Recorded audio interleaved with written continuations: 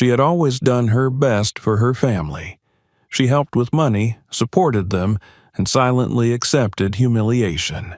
But on her foster mother's birthday, she was made to realize that she didn't belong here.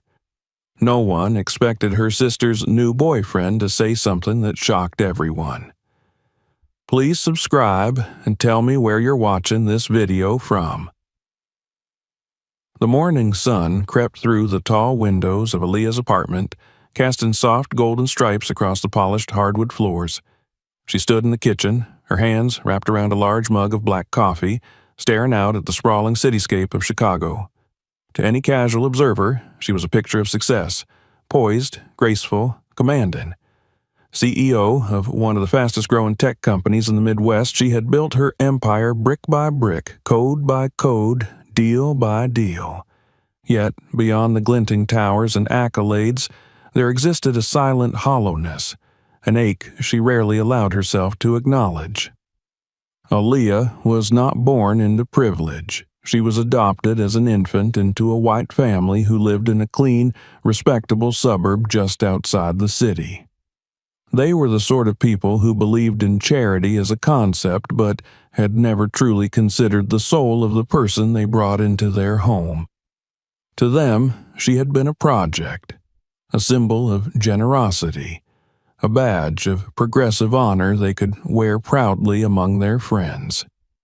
But a project was all she ever remained. Growing up, Aaliyah had been the quiet presence in family photographs, standing stiffly beside her adoptive parents and their biological daughter Madison. Madison, with her golden hair and bright blue eyes, was the embodiment of their aspirations, poised, charming, effortlessly radiant. Every school recital, every family gathering, every church potluck. Madison was the centerpiece, the sun around which the family orbited. Aaliyah, dark-skinned and serious-eyed, was the satellite on the periphery, always orbiting, never quite belonging. It wasn't that they were overtly cruel. Their words were always couched in politeness, their smiles tight but present. Yet the coldness seeped into every interaction. Praise for Madison was effusive and endless. For her beauty, her ballet recitals, her perfect report cards, her succession of respectable boyfriends.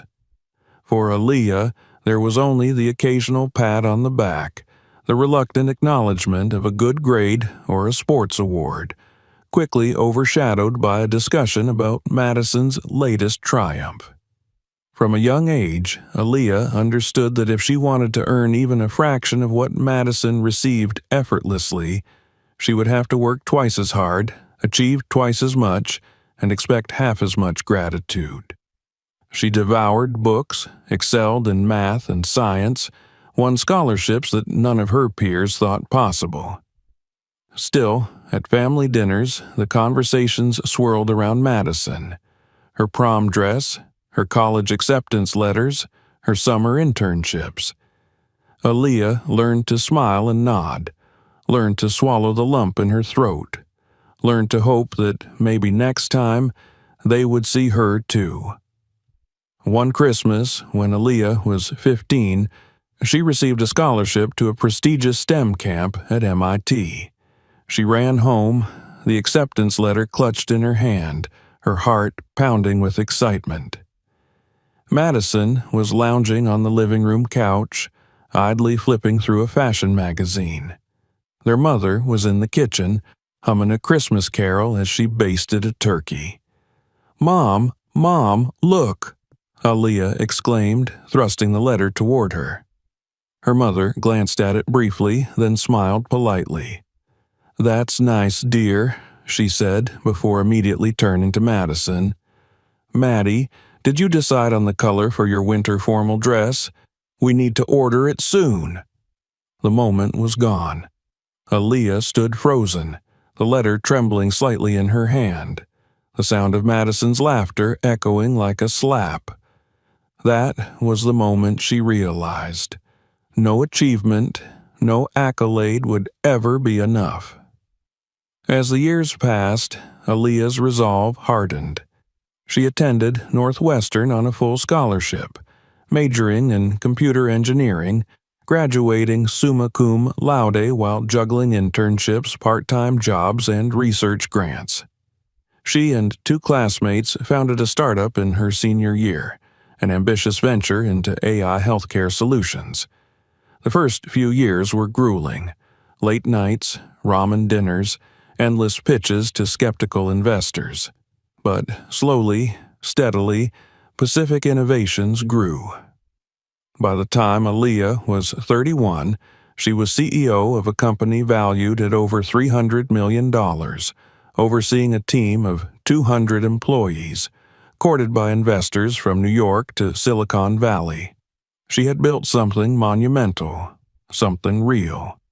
Yet, in her family's eyes, it was as if she worked at a nameless desk job, hidden behind spreadsheets and meaningless jargon.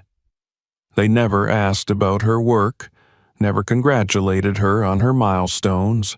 When they spoke of careers at all, it was to laud Madison's part-time event planning business, treating it as a glittering success. On holidays, the pattern was always the same. Thanksgiving, Christmas, Easter, relatives flocked around Madison like moths to a flame, admiring her dresses, gushing over her boyfriends, marveling at her social media followers. Aaliyah would sit quietly in a corner, making polite conversation with whichever elderly relative happened to be left unattended. "She's doing something with computers, right?" they would say, their voices dripping with vague disinterest. "Yes," another would reply, already turning back to Madison. "But did you hear about Madison's engagement? He's a lawyer." It was always like that. Aaliyah was not a daughter, not a sister, not a person. She was a footnote. And yet, despite everything, despite the 1,000 small wounds that never fully healed, Aaliyah continued to show up. She attended the birthdays, the holidays, the christenings, and the anniversaries. She brought thoughtful gifts, offered to help clean up, paid attention to the details no one else bothered with. Deep down, a fragile hope remained. A hope that if she stayed long enough, tried hard enough, achieved enough, they would finally see her. Finally love her. That hope was what had kept her sending money home, month after month, year after year. The house was aging, the repairs mounting. Madison's financial troubles after a failed business venture had put a strain on their parents' savings. Without being asked, Aaliyah had quietly picked up the slack, paying for plumbing repairs, covering utility bills, even paying for her mother's new medication when insurance wouldn't. They never thanked her, not once. Instead, they spoke of Madison's tough luck and how everyone was struggling.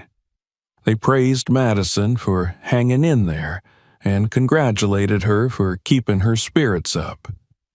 Aaliyah remained invisible, her contributions absorbed into the background like wallpaper. Standing now in her immaculate kitchen, Aaliyah thought about all of it. The birthdays where she had been ignored, the Christmas mornings where her gifts were barely glanced at, the phone calls about broken appliances and unpaid bills where the only words she heard were, "Can you send something over?" She sipped her coffee, feeling the bitterness of it coat her tongue, the warmth of it doing little to chase away the cold inside her. Outside the window, the city thrummed with life, indifferent and constant. Somewhere out there, her team was preparing for a new product launch.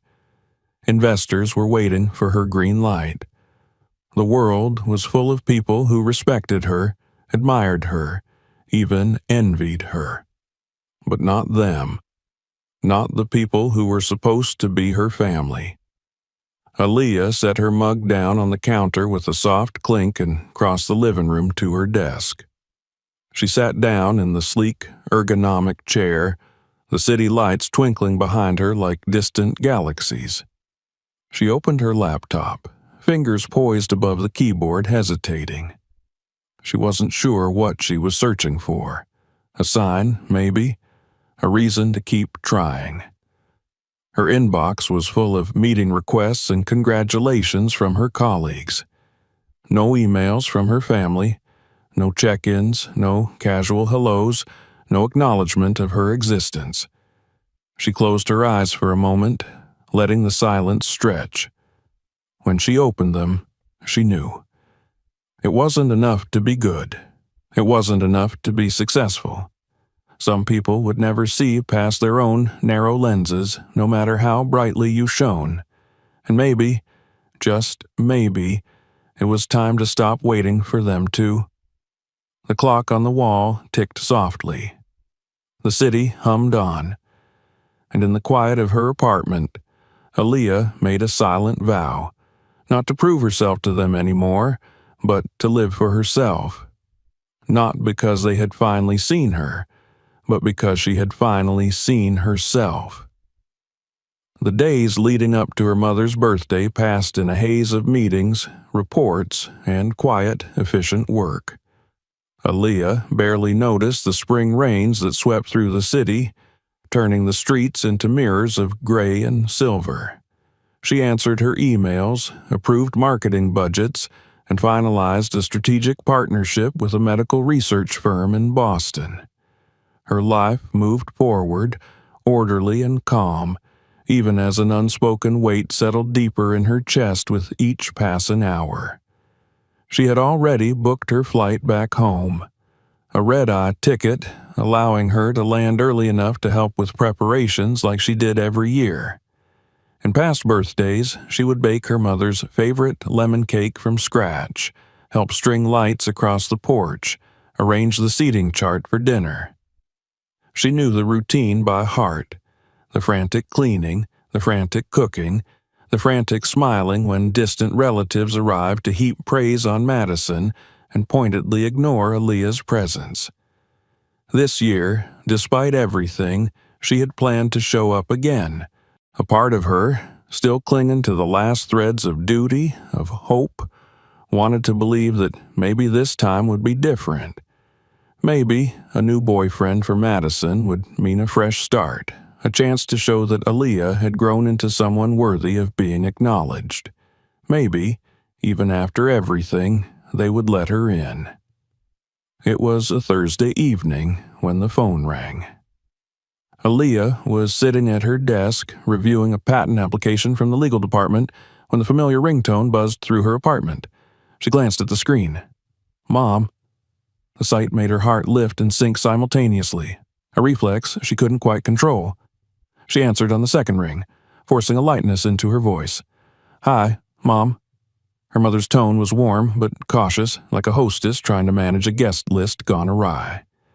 They exchanged pleasantries for a few minutes, talk of the weather, of old neighbors moving out, of the new tulips blooming in the backyard. And then her mother's voice shifted, growing tighter at the edges.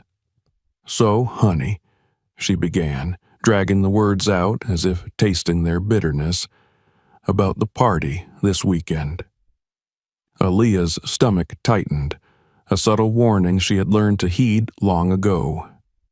We're all really looking forward to it, her mother said, her words curving like a polite dagger. And Madison's bringing someone special.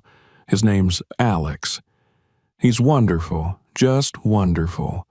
Works for a very prestigious company, very well connected. There was a pause.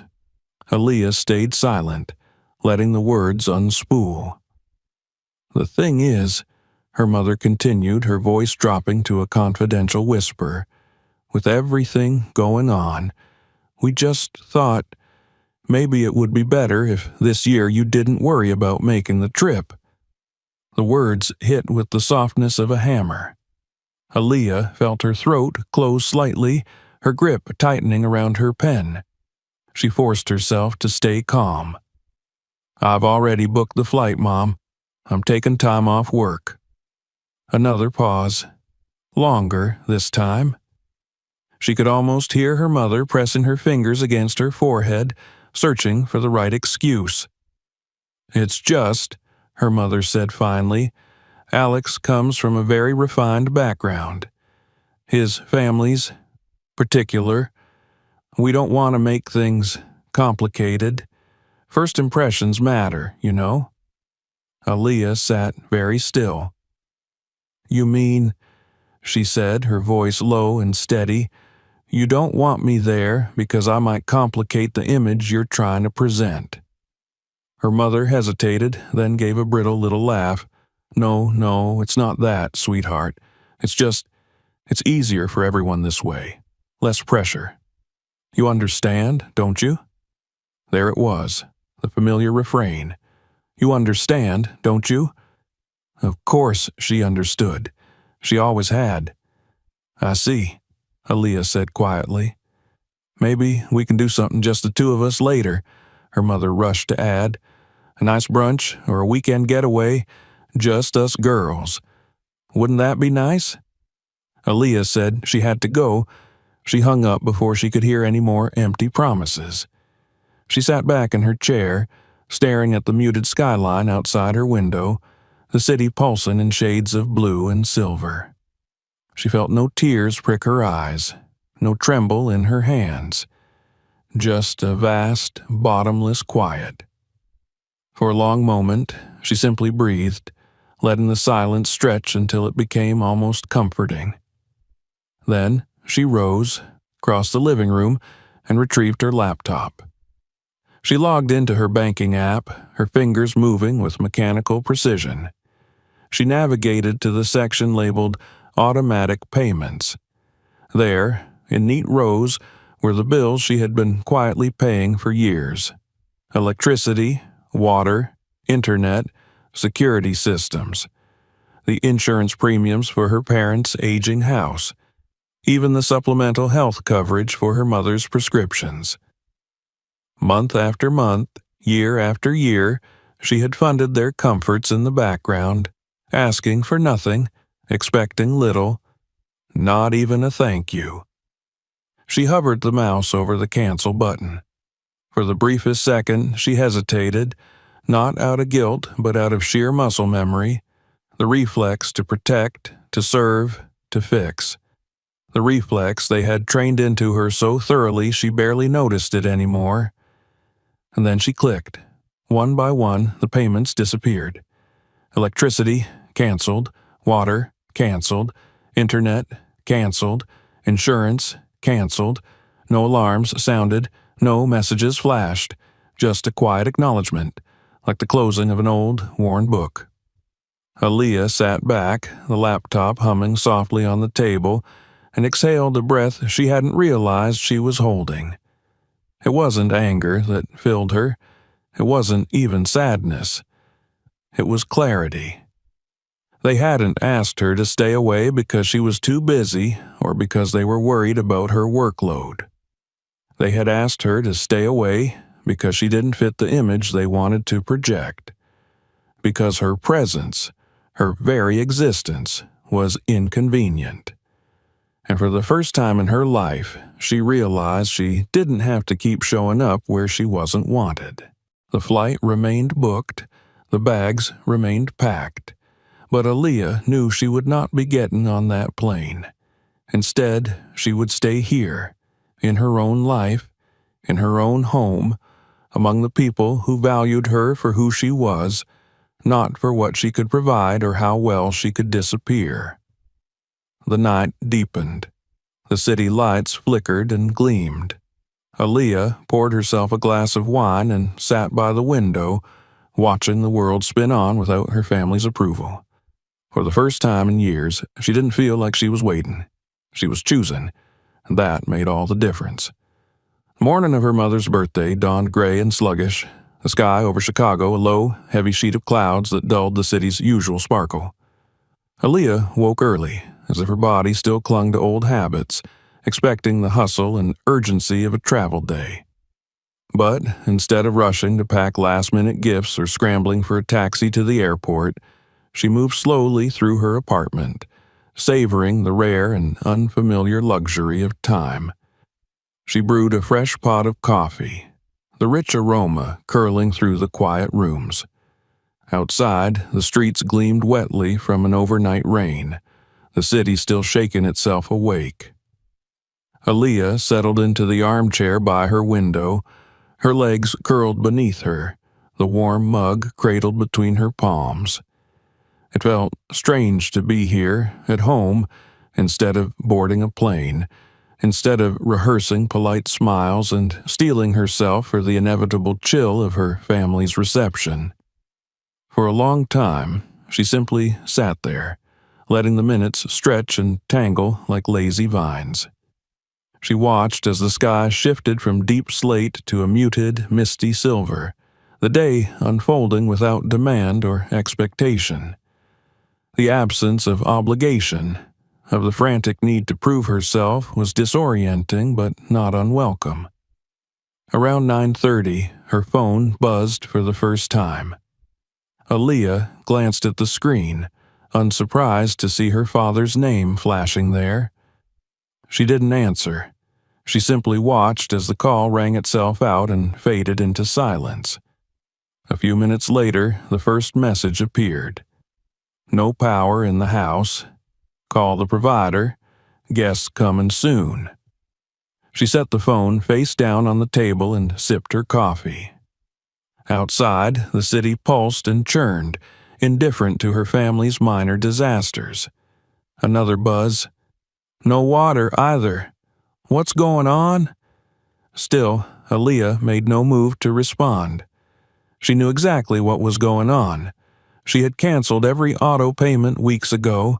She had freed herself from their silent, relentless demands. Another message. Internet's down. Can't reach anyone. You need to fix this. It was almost impressive, she thought, how seamlessly they had reverted to their old ways, issuing commands without so much as a please, expecting her to shoulder their burdens without acknowledgement or gratitude, as if her only value to them had ever been in her ability to solve their problems. She stood, stretching the stiffness from her limbs, and crossed to the kitchen. She poured herself another cup of coffee, moving slowly, deliberately. Outside, the rain began to fall again in soft, whispering sheets. Her phone continued to buzz at regular intervals, messages from her mother, frantic and pleading, messages from Madison, curt and increasingly irate. Aaliyah skimmed each one without responding, feeling nothing but a deep, serene detachment. This was not cruelty. This was not vengeance. This was survival. By noon, the volume of messages had reached a near constant stream. Complaints about the lack of electricity, anger over the inability to prepare food, panic over the guests arriving to a dark, cold, chaotic house. She could picture the scene vividly. Her mother wringing her hands in the dim kitchen, her father barking orders, Madison fluttering around in panic, trying to salvage the perfect image she had so carefully constructed. The relatives murmuring among themselves, casting curious glances at the mounting dysfunction. Aaliyah leaned back in her chair and smiled faintly, not in satisfaction, but in quiet acknowledgement of the truth that had always been there, hidden beneath the polite smiles and brittle compliments. She was not their scapegoat anymore, not their silent fix-it girl, not their invisible safety net. She was free. At 2:00, a new message arrived, different from the others. It was from Madison. Seriously, Aaliyah, Mom's about to have a breakdown. The guests are noticing. We need you to do something. This is Mom's birthday, for God's sake. Aaliyah read the message twice, noting the utter absence of apology or self-awareness. It was astonishing, really, how even in desperation they managed to make it about her obligations rather than their failures. She set the phone aside and rose to fetch a throw blanket from the couch. She wrapped it around her shoulders and returned to her window seat, watching as the rain softened the edges of the city, blurring glass and steel into watercolor smudges. The minutes passed, the hours. She made herself a light lunch, answered a few work emails, took a call from her CFO about an upcoming presentation. The world outside her family's frantic little bubble moved on, indifferent and alive. Around 5 in the evening, as the city's lights flickered on and the rain slowed to a misty drizzle, her phone buzzed again. A video call. Aunt Sharon.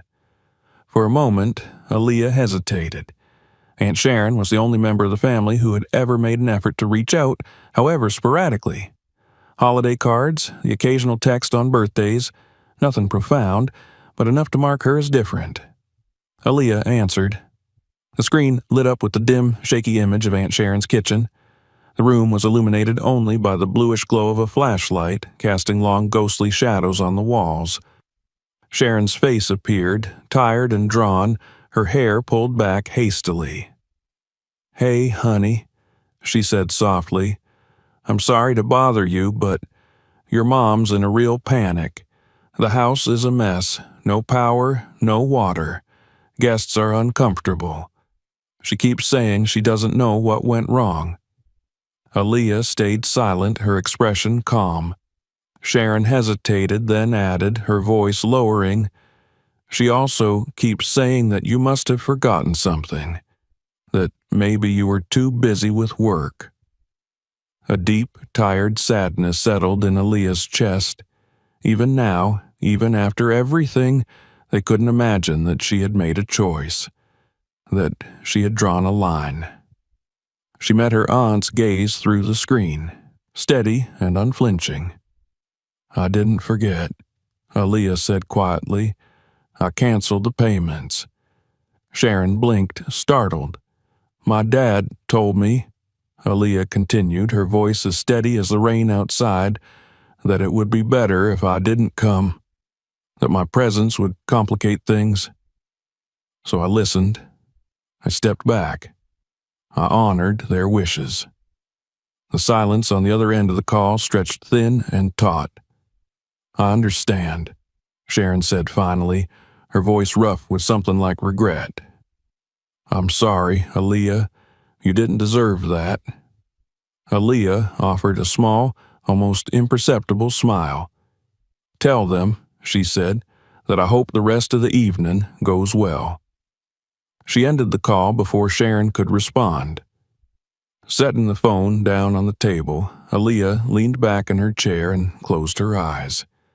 The apartment was warm and still around her, the only sounds the distant hum of the city and the soft tapping of rain against the glass. She felt no triumph, no bitterness, only a vast, steady peace. She had not lashed out. She had not sought revenge. She had simply chosen herself at last. And for the first time in her life, that choice felt like enough. The night deepened, the sky fading from gray to black. Lights twinkled across the city like scattered constellations. Somewhere far away, her family was scrambling to salvage their image, their celebration, their version of the truth. But Aaliyah was here, alone and whole, her heart unburdened by the weight of their expectations. The rain finally stopped, leaving the streets slick and shining.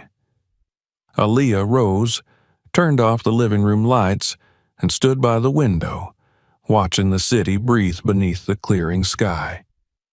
She had walked away from the hollow promises, the transactional love, the endless cycle of duty and erasure. She had chosen herself. And in the quiet hush of the rainy night, that choice rang louder than any applause. Evening draped itself over the city like a velvet curtain, soft and impenetrable. Aaliyah sat quietly in her apartment, the empty mug of tea resting on the small side table beside her, watching the last traces of gray dissolve into inky blackness. Across town, in the well-manicured streets of her childhood suburb, the birthday party she had been uninvited to was undoubtedly unraveling. She imagined the flickering candles, the nervous smiles, the whispered apologies as the guests milled awkwardly through the darkened house, and she felt neither triumph nor regret, only a stillness deeper than anything she had ever known. Her phone lay silent on the table. No new messages, no missed calls. It was as if the connection between her and that world had finally, mercifully been severed. She leaned her head against the cool glass of the window, her eyes tracing the blurred outlines of distant traffic. Somewhere between one slow breath and the next, her mind drifted back to the conversation with Aunt Sharon, to the brief flash of genuine remorse in her aunt's tired eyes. It had been a small thing, a moment barely lasting seconds, but it had pierced through the numbness Aaliyah had worn like armor. It was strange, she thought, how easy it had been to step away once she allowed herself to. All those years she had believed she was bound to them by love, by duty, by blood.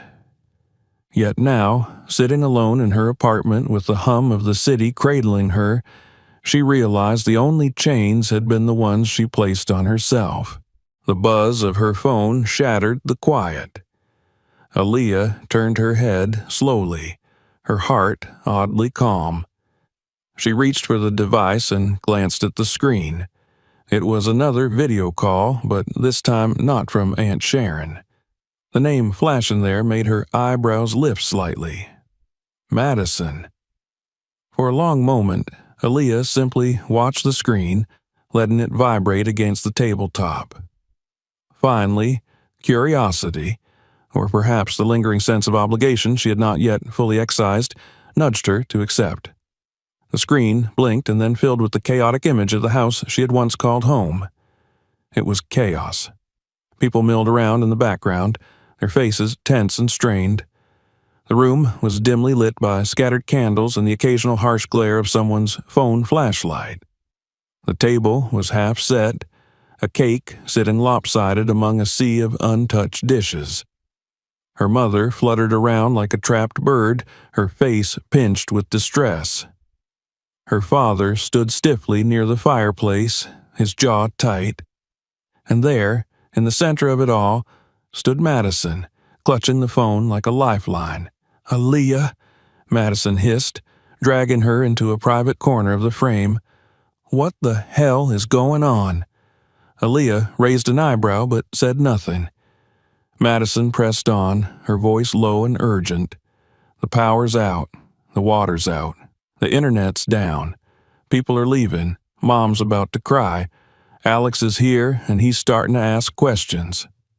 Aaliyah tilted her head slightly, studying her sister's face. Even now, Madison's primary concern was not their parents' comfort, not the guests' disappointment, but the image she had so painstakingly curated. "He's going to think we're trash," Madison hissed. "We have to fix this." Aaliyah remained silent, her expression unreadable. Madison shook the phone slightly, her frustration boiling over. "Why are you just sitting there? This is Mom's birthday." Before Aaliyah could respond, another figure appeared behind Madison. Alex. He stepped into view, tall, composed, his eyes scanning the scene with a mixture of confusion and dawning understanding. He glanced at Madison, then at the phone, and then leaned slightly closer, peering at the screen. Recognition flickered across his face. "Aaliyah?" he said, his voice cutting through the background noise like a bell. Madison stiffened. "You know her?" she asked, her voice sharp with suspicion. Alex straightened, his expression shifting into something Aaliyah had seen many times in boardrooms and negotiation rooms: respect. "She's my boss," Alex said simply. The room seemed to freeze. Conversations died mid-sentence. Heads turned. Even Aaliyah's mother, still clutching a serving spoon, gaped openly. "My boss," Alex repeated, louder this time, his gaze sweeping across the stunned faces. "Aaliyah is the CEO of Pacific Innovations, the company I just transferred to." The silence that followed was absolute. For a moment, All Aaliyah could hear was the faint static crackle of the poor connection and the distant rush of rain against her own windows. Madison's mouth opened and closed soundlessly. Her father's face flushed a deep, angry red. Her mother looked as if she might actually drop the platter she was holding. Aunt Sharon appeared briefly in the background, her expression unreadable. Aaliyah allowed herself a small private moment of stillness, of closure. She had not shouted. She had not demanded recognition. She had simply lived her truth, and now the truth spoke for itself. "I hope the rest of the evening goes well," Aaliyah said quietly, and with that she ended the call. The screen went black, leaving her apartment bathed once again in soft, forgiven shadows. She set the phone down carefully, almost tenderly, as if laying to rest a heavy burden she had carried for too long. The rain outside had stopped, and a tentative light was beginning to creep back into the sky. Somewhere, far below, a car horn blared, and the city resumed its endless, indifferent rhythm. Aaliyah leaned back in her chair and closed her eyes. She had not sought this moment. She had not orchestrated it. But now that it was here, she welcomed it with open arms. The false narratives, the casual cruelties, the polite erasures, they had all crumbled in a single, unplanned instant. And she had not needed to lift a finger. The truth had done all the work for her.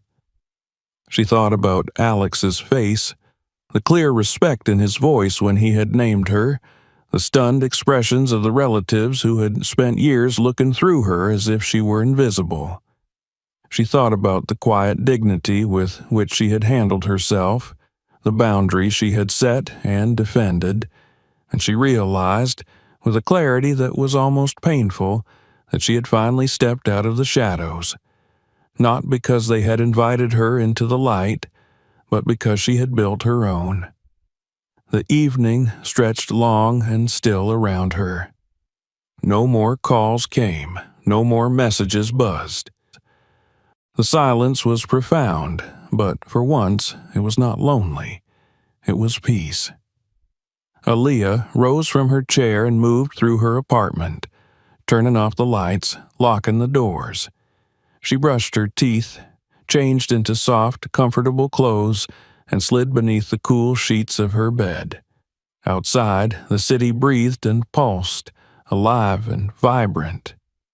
Inside, Aaliyah closed her eyes and let herself drift, not into sleep, but into something deeper, a freedom so complete it bordered on sacred. The chains had been broken, the masks had fallen, and for the first time in her life, Aaliyah was not waiting for permission to be whole. She already was. Morning seeped into the apartment slowly, pale and hesitant, casting muted gold across the minimalist decor. Aaliyah woke before her alarm, the remnants of deep, dreamless sleep still heavy on her limbs. She stretched languidly, savoring the rare sensation of true rest. No tightness in her chest, no gnawing anticipation of confrontation, only calm, vast and unfamiliar, stretching out ahead of her like a quiet road. The events of the previous evening settled in her mind with surprising clarity. There had been no triumph, no exhilaration in the revelation that had cracked the fragile veneer of her family's illusions. Only an even, unwavering certainty. The truth had surfaced on its own, indifferent to the timing, oblivious to the chaos it left in its wake. And Aaliyah, for once, had simply let it happen. She rose, padded barefoot into the kitchen, and brewed a fresh pot of coffee. As the rich aroma filled the room, her phone buzzed insistently from the counter.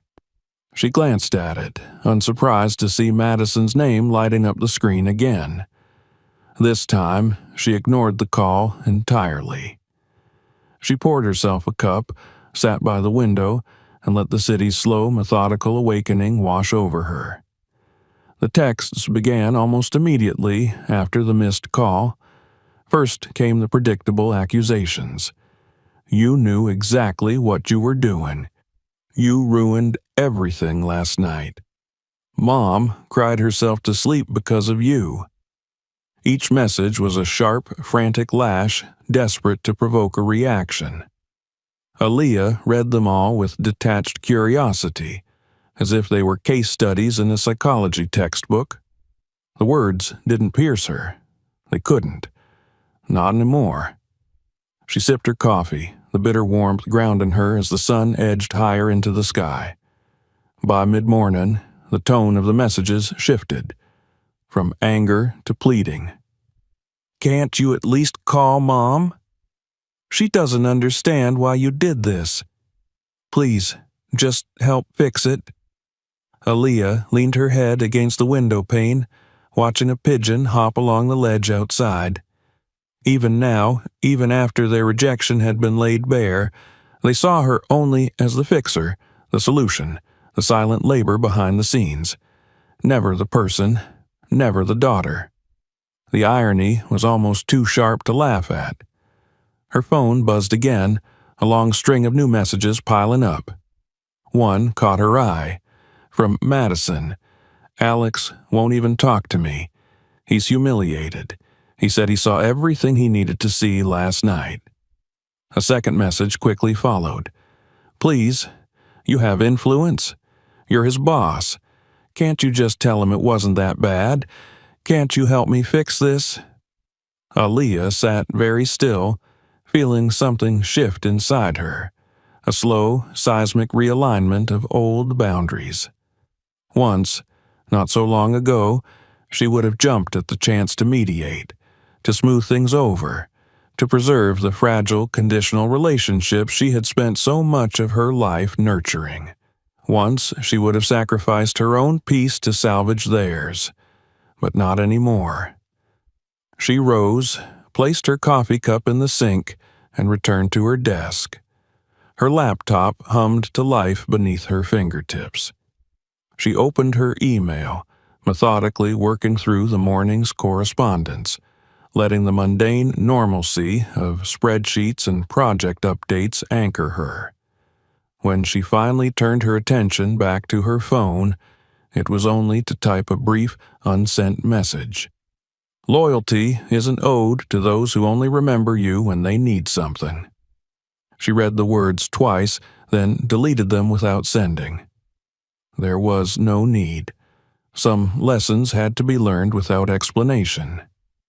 The day unfolded with the slow, deliberate rhythm of routine.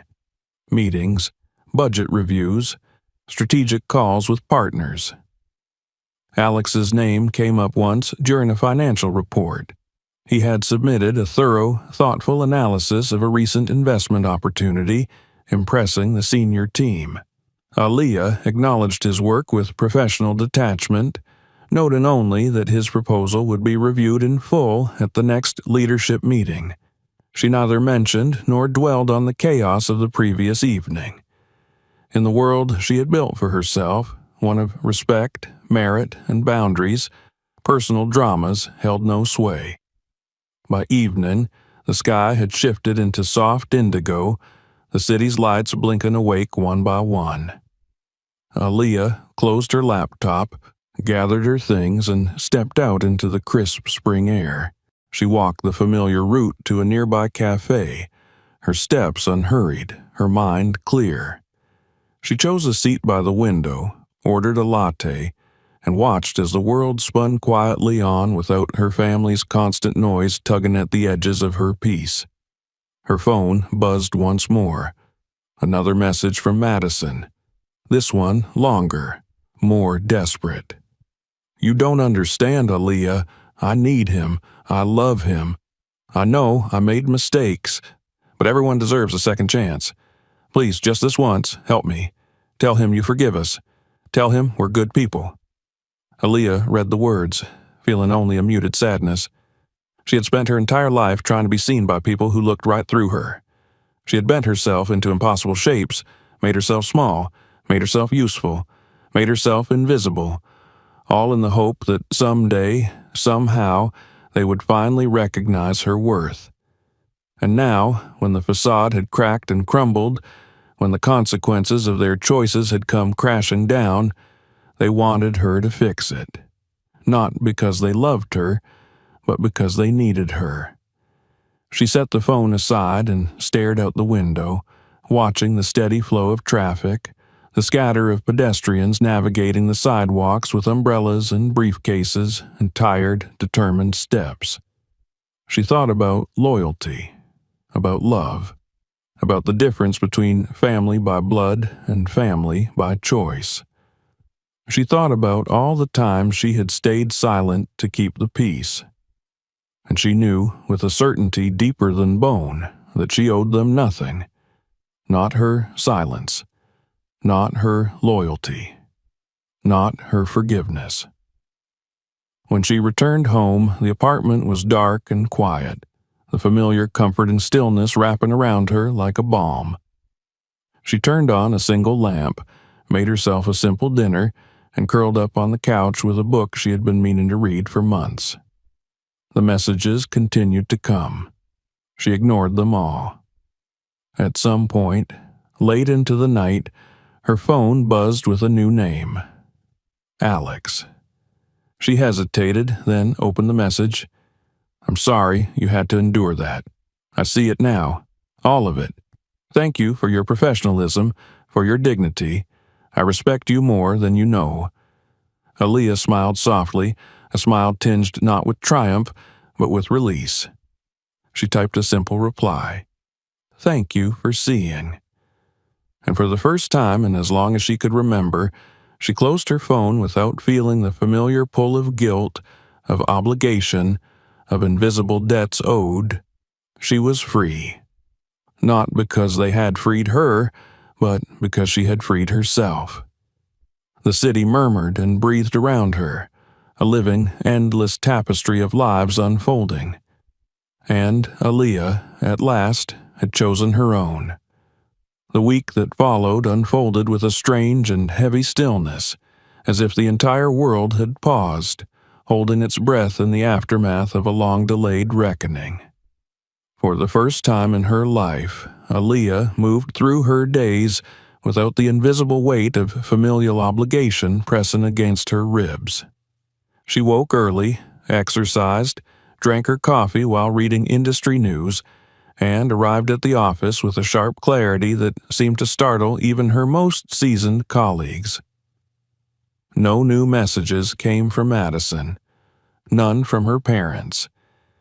It was as if, after exhausting every tactic, anger, guilt, pleading, they had retreated into a stunned, sulking silence. Aaliyah did not miss the noise. In fact, she welcomed the quiet with open arms. At work, the aftermath of the revelation still rippled subtly through the office corridors. Alex, to his credit, maintained a professional demeanor. Their interactions were crisp, courteous, and focused, never once dipping into the personal or the awkward. He had proven himself to be competent, respectful, and deeply aware of the boundaries she had set. Aaliyah appreciated it more than she could say. It was during one particularly long afternoon, as she reviewed the updated quarterly projections, that her phone buzzed against the desk. She glanced at the screen and felt a flicker of old, familiar weariness. Mom. For a moment, she considered ignoring it. But some part of her, the part that still wanted to confront things head-on, not out of anger, but out of the need to finally close the door properly, pressed accept. Her mother's voice was soft, almost timid, a far cry from the sharp, commanding tones Aaliyah remembered from childhood. "Hi, honey," her mother said, the words faltering. "Hello, Mom," Aaliyah replied, her tone neutral. There was a long, awkward pause. "We've been thinking," her mother began, choosing each word as if navigating a minefield. "About everything, about what happened." Aaliyah said nothing, allowing the silence to press gently against her mother's need to fill it. "We realize," Maybe we weren't as fair to you as we should have been, her mother continued.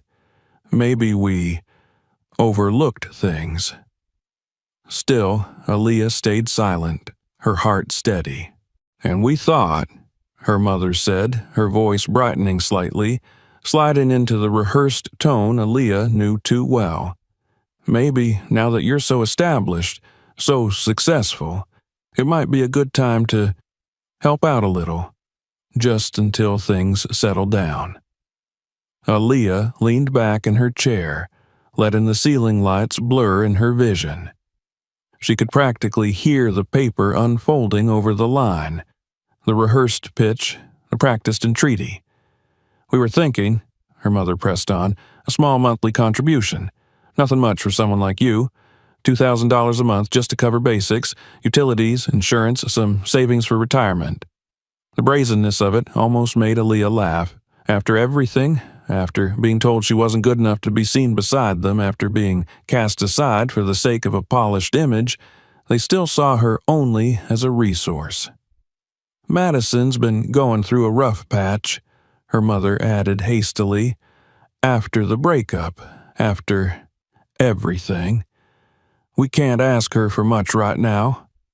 Aaliyah's chest tightened, but not with the familiar sting of hurt.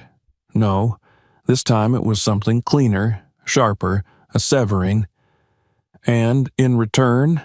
Aaliyah asked, her voice as smooth and cold as glass. Her mother hesitated, caught off guard. I assume, Aaliyah continued, this isn't just charity. You want something. Well, her mother said, her voice softening into that infuriating, cajoling lilt, we thought, if you help now, when the time comes, everything would go to you. The house, the savings, all of it. Fair's fair, right? The offer was insulting in its transparency, as if dangling an inheritance, after decades of neglect, would somehow erase the years of erasure, the small cutting humiliations, the cumulative weight of being treated as a second-class presence in her own family. Aaliyah sat forward, resting her elbows on the desk. If Madison agrees, she said calmly, to contribute her share, $1,000 a month, then I'll consider it. She heard her mother's sharp intake of breath. And, Aaliyah added, her voice never wavering, it must be in writing. A contract signed and notarized that upon your passing all assets go solely to me. No ambiguity, no disputes. The silence on the other end of the line was deafening. When her mother spoke again, her voice was tight with outrage. How can you even suggest something like that? After everything we did for you, we raised you, fed you, clothed you, and this is how you repay us? Aaliyah closed her eyes briefly, centering herself against the onslaught of guilt, so familiar it almost felt nostalgic. You raised me, she said evenly, and in return, I gave you everything I could, my loyalty, my silence, my money, for years, without thanks, without acknowledgement, because I believed that's what family meant. But it was never enough. It was never going to be enough. Her mother sputtered something, an accusation, a protest, but Aaliyah cut her off gently, almost kindly. I'm not your safety net, she said, and I'm not your scapegoat. If you want help, you meet me where I am, on equal terms, not as a debt to be collected, as a choice. Her mother's voice broke then, a soft, wounded noise that might have once moved Aaliyah to tears. Not anymore. We'll think about it, her mother said stiffly, and then the call ended. Aaliyah set the phone down, her hands steady, her heart strangely light. The dam had broken, the old patterns shattered beyond repair. She rose, gathered her things, and left the office, stepping out into the crisp air of a city slipping into evening.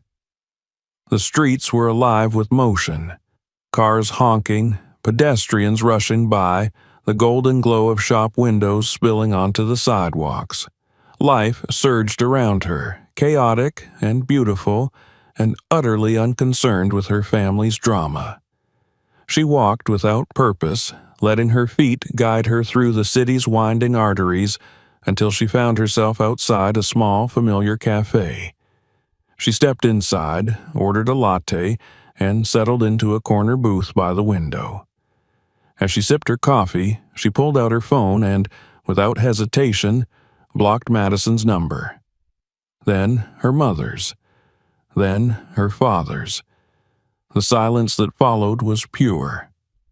Aaliyah leaned her head against the cool glass, watching the rain begin again, soft and silver in the gathering dusk. She thought about the years she had spent contorting herself into smaller and smaller spaces, trying to fit into a mold that was never meant to hold her. She thought about the countless apologies she had whispered for simply existing. No more. If they could not see her value unless it came with a price tag, then they had never seen her at all. She would no longer set herself on fire to keep them warm. Outside, the city lights blurred and shimmered in the rain, a living testament to resilience. And inside, Aaliyah sat quietly, feeling, for the first time, truly, irrevocably free. The days that followed passed with a stillness so profound it felt almost surreal. No messages came, no calls, no desperate apologies or attempts at manipulation. It was as if a great storm had blown through, leaving only silence in its wake. Aaliyah moved through her routines with a quiet steadiness, savoring the absence of invisible weights pressing down on her shoulders. At work, the atmosphere was crisp and efficient. Meetings proceeded smoothly, projects advanced according to plan, and if any of her colleagues suspected the magnitude of what had unfolded in her private life, they kept their observations to themselves. Alex continued to perform well, maintaining a respectful professional distance that Aaliyah deeply appreciated. Whatever feelings lingered from the collapse of his relationship with Madison, he kept them firmly outside the office doors. In that, at least, there was dignity. Aaliyah embraced the rhythm of her days. She reclaimed the hours she had once spent anxiously scanning her phone, awaiting some word of validation or acknowledgement. She filled her evenings with long walks through the city, reading novels she had long neglected, exploring new cafes tucked into the folds of Chicago's vibrant neighborhoods. It was not an extravagant life, but it was hers, wholly and entirely, and for the first time in years she felt herself inhabiting it fully. One bright Saturday afternoon, as the city buzzed with the first true promise of spring, Aaliyah found herself wandering into a small bookstore near Lincoln Park. The scent of old paper and coffee hung in the air, and the narrow aisles beckoned like secret passageways. She drifted through the shelves, running her fingers along the spines, feeling no particular urgency, no need to be anywhere else. It was there, nestled between volumes of poetry and memoirs, that she saw the small wooden sign. It was carved simply, almost crudely, the letters uneven but earnest. Home is not always a place. Sometimes it's a choice. Aaliyah stood there for a long moment, the words sinking into her like seeds into rich soil. She thought about all the years she had spent trying to build a home within the walls of people who had never truly welcomed her. She thought about the countless times she had twisted herself into impossible shapes, dimmed her light, silenced her voice, all in the desperate hope that they would one day open the door and say, "You belong." But belonging, she realized now, was not something to be begged for. It was something to be claimed. Home was not the house where she had grown up, with its well-kept lawn and sterile, smiling photos lining the hallway. It was not the forced smiles around holiday tables, the whispered criticisms dressed up as concern. It was not the endless race to earn a love that had always been conditional. Home was the life she had built with her own hands, brick by careful brick. It was the friends who celebrated her victories without resentment, who offered comfort without obligation. It was the colleagues who respected her mind and her leadership without questioning her right to occupy the space she had claimed. It was the quiet mornings with coffee and city views, the evenings spent wrapped in solitude or laughter, depending on her choosing. Home was herself.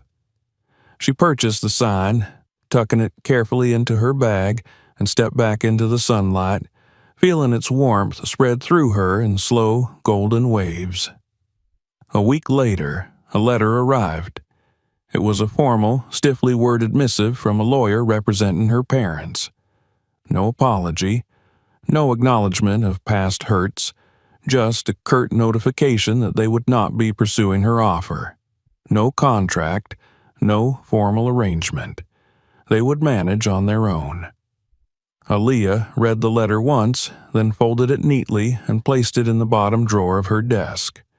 She felt no anger, no sadness, only a deep, resonant confirmation of what she had already known. They would rather struggle alone than accept her on her terms. And that was their choice, just as walking away had been hers. Spring unfurled itself across the city in slow, triumphant bursts. Trees bloomed with stubborn optimism, cafes spilled onto sidewalks, and the lake shimmered under an increasingly generous sun. Aaliyah leaned into the season's renewal, letting it soak into her bones, washing away the last clinging traces of old grief. She no longer marked the days by missed calls or unreturned messages. She no longer scrolled mindlessly through old photos, searching for glimpses of a connection that had never truly existed. She no longer wondered what she could have done differently, better, more. She had done enough. She was enough. One evening, as she closed her laptop after a long but satisfying day, Aaliyah received a message from Alex. It was short, direct, and respectful. "Thank you for your leadership. I've learned more in these few months than I ever expected. I hope someday to build something as strong as you have." She smiled at the message, appreciating the sincerity without feeling the old compulsion to overextend herself in response. She typed a simple reply. "You will. Keep your focus, stay true to your values, the rest will follow." And that was all. No entanglement, no blurring of lines, just the quiet satisfaction of having earned respect on her own terms. Later that night, Aaliyah sat on her balcony, a blanket wrapped around her shoulders, a cup of tea cradled in her hands. The city sprawled before her, alive and endless, full of stories she had yet to write. She thought about Madison, about her parents, about the hollow rituals and empty gestures that had once defined her sense of family. She wished them peace truly. She hoped they found whatever it was they were seeking. But she no longer carried the burden of their acceptance like a stone in her chest. She had chosen herself.